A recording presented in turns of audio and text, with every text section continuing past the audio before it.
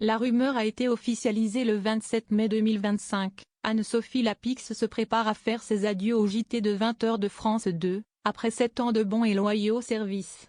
Son avenir était incertain, puisque le service public avait évoqué sa volonté de la garder, mais finalement, elle s'envole pour une nouvelle aventure.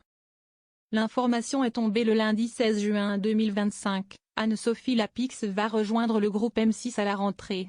La journaliste fera ses adieux aux téléspectateurs de la 2 très prochainement.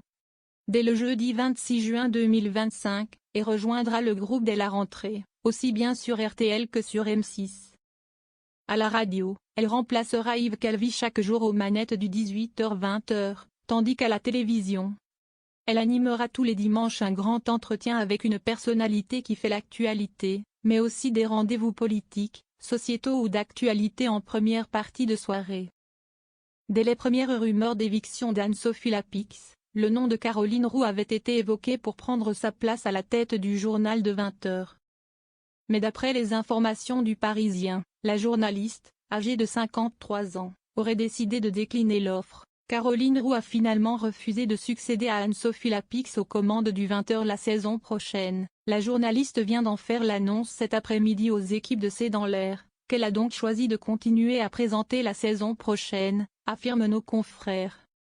Selon leurs informations, la journaliste aurait reçu la proposition il y a plusieurs semaines de ça de la part des patrons de France Télévisions. Toutefois, ses exigences pour accepter le poste n'auraient pas été remplies. En coulisses, elle exigeait de venir avec Sylvain Thierry, le producteur éditorial dans C'est dans l'air, un proche en qui elle a une entière confiance, affirme le journal. Une volonté opposée à celle de France Télévisions, qui souhaite que le nouveau rédacteur en chef du journal du soir soit choisi au sein de la rédaction. Conséquence, la succession d'Anne-Sophie Lapix est encore incertaine. Plusieurs personnalités auraient été contactées par le groupe. Affaire à suivre.